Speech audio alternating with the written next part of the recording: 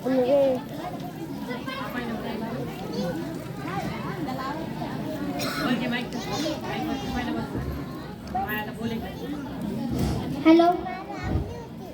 सावित्री, हे तुझ्यासाठी काय आणलं?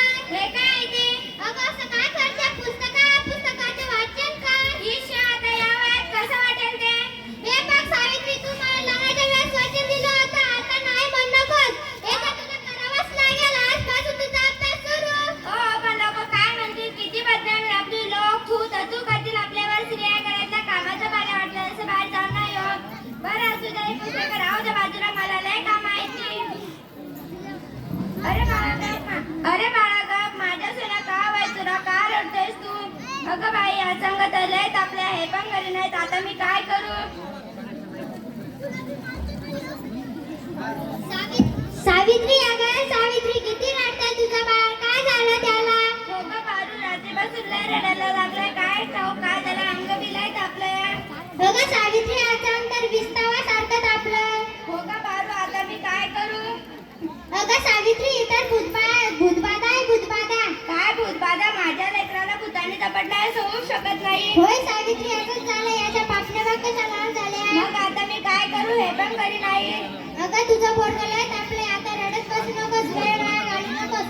आपल्या गावाबाहेर एक तांत्रिक बाबा आलेले, ज्याले उपाय करतात ते त्यांच्याकडे घेऊन जा. त्याला वाटलं तर मी येते तुझ्या संग. होय बाई, चल लवकर, माझं लेकरू लय तापलंय. बाबा, ते बघा, एक बाई आपल्या बाळाला घेऊन येत आहे. म्हणजे आज आपली बाबा, माझ्या बाळाला वाचवा बाबा, माझ्या बाळाला वाचवा बाबा. त्याचा गिसा सारखा तापला बाबा, काहीतरी करा बाबा, काहीतरी करा. बाई, तुझ्या बाळाला भूतबाधा झाली आहे. किती भूतबाधा बाबा? तुझ्या बाळाला विहिरीतल्या भूताने झपटलाय. काय विहिरीतल्या भूताने? मग काहीतरी उपाय सुचवा बाबा, मी माझ्या बाळासाठी काय पण करेन. बाई, तू काळजी करू नको, बाबांवर विश्वास ठेव, सर्व काम काही चांगले होईल. तू थोडा धीर धर. कसा धीर धरू बाबा, कसा धीर धरू? बाई, तुला तुझ्या बाळासाठी बळी घ्यावा लागेल, म्हणजे एका बकऱ्याचं नैवेद्य द्यावं लागेल. ठीक आहे बाबा, मी माझ्या बाळासाठी वाटे अंत करीन, पण माझं बाळ वाचलं पाहिजे बाबा, माझ्या बाळाला वाचवा बाबा. बाई, तुला काही करायची गरज नाही, तू फक्त पैसे दे, नैवेद्य आम्ही घेऊ. ठीक आहे बाबा, मी वाटेल तेवढे पैसे देईन, पण माझं बाळ वाचलं पाहिजे बाबा, माझ्या बाळाला वाचवा बाबा. हे घे, अंगाला दिवसातनं 2 वेळेस लावायचं बाळाला. बाबा की जो, बम्मा मोले, बम्मा मोले.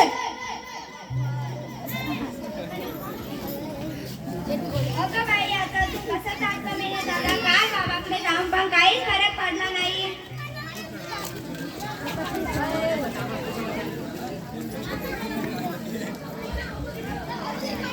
अगं किती रडतो, तुला किती वेळा सांगितलं त्याला दाखवण्यात घेऊन जा, तू का माझं ऐकू नकोस.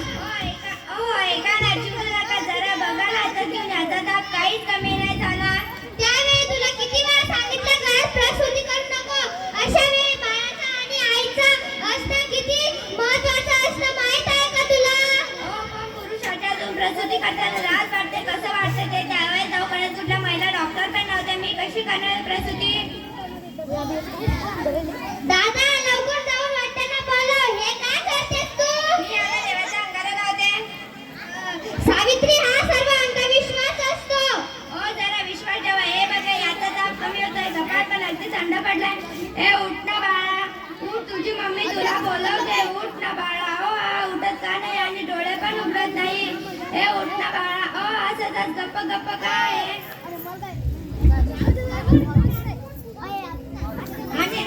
आणि नाही राहणार मी, आणि मी शिकेन, मी नक्की शिकेन. कारण उद्या एखादा गुन्हा यायला उपचाराच्या कमतरतेमुळे आपल्या बाळाला मुकावं लागणार नाही. मी शिकेन, मी नक्की शिकेन.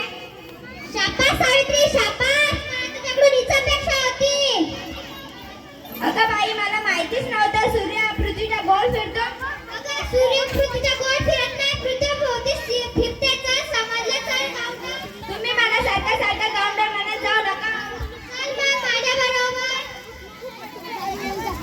लास्ट शरणमधून गाणं या सावित्रीने, कलियुग रे बाबा, कलियुग. उद्या डोक्यावर मिळ्या वाटेल तेव्हा कळेल या सुराज्यांना, आपल्या बायकोला असं कुणी शिकवतं का? सगळं जग नष्ट होईल, बघतच राहा तुम्ही. काय झालं या समाजाला?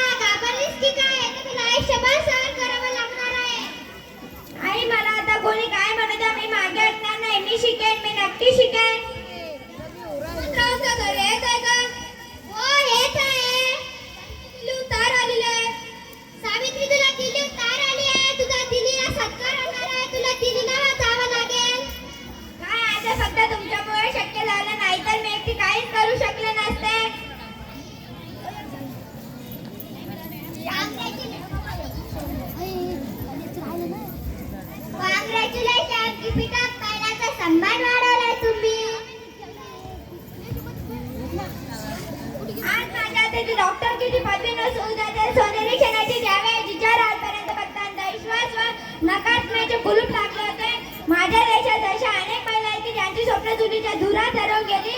मला असं वाटतं की स्वप्नाची पतंग खुल्या आकाशात उडावी आणि प्रत्येकाला सुमंत्र असावे, कारण या पतंगाच्या दोऱ्याला कधी कापू देऊ नये. हे करणं खूप अवघड आहे, पण अशक्य नाही.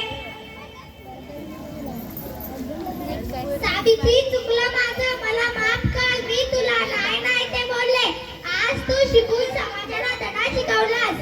आम्ही काय अडाणी ते अडाणीच राहिलो. आता आम्ही पण शिकणार, नक्की शिकणार.